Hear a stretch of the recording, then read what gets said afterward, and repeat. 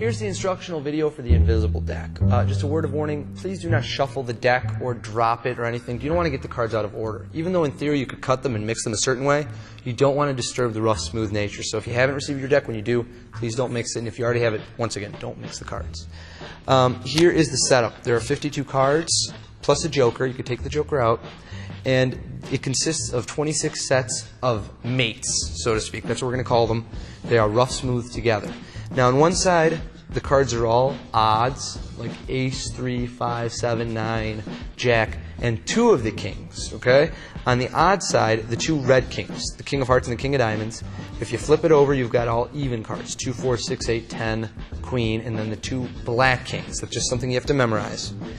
Now, the way this works is when you have a card selected, you immediately want to think of what its mate is. And that's going to allow you to determine which way you want to take the deck out. Now, how you determine the mate is whatever card they choose, you want to take and subtract that from 13. So let's say they choose 5. 13 minus 5 is 8. Now, here's the way the suits work. If they pick a heart, the mate of the heart is spades. The way to remember that is a spade kind of looks like an upside-down heart in some sense or another, if you kind of think about it that way. Spades and hearts go together. Clubs and diamonds go together. So if they were to think of, let's say they say 8 of clubs, you're going to go 13 minus 8 is 5. Clubs means 5 of diamonds. So immediately we'd know that since it's going to be the 8 of clubs, if they thought of the 8 of clubs, then you have to think of what side the mate is on. The 5 of diamonds, it's odd. So when you open this up, you take it out on the odd side, and you spread until you reach the 5 of diamonds.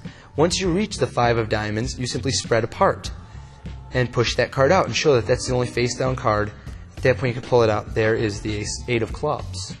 Now, just another one, just to give it a shot, is you want to remember whether you put the cards in odd or even. Which side is which? Just as a convention, you can put the spades on this side, so when you open it, you'll know. And if you have to take it out for even, if the mate is even, you take it out from this side. So we'll do one more quick one here. Let's say they pick, let's go with the 9 of hearts.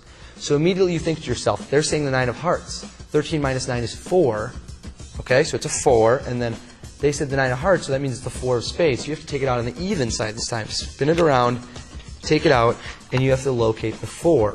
Okay, so you're going to go for the 4 of spades. As soon as you reach that 4 of spades, right there, you push it over. Okay, there's it's not very difficult. And then you have them pull it out, and there it is, the only upside-down card, the 9 of hearts. A ton of different ways you can use this in terms of routining. You can use this as the invisible deck, so to speak, whereby you have them shuffle an invisible deck, turn over an invisible card, throw it back into your pocket, that kind of thing. Or you can present this as an out. Say, oh, that's so weird you picked that card if you lost it. Let's say you're doing a card trick, you messed up, you have this in your pocket, you say, which card did you pick? You go, really? That's so weird because I predicted it before. It's the ultimate out. You can never go wrong. If you mess up a card trick, they're going to think you didn't mess it up at all. They're going to think you're a miracle worker. So, it's the invisible deck.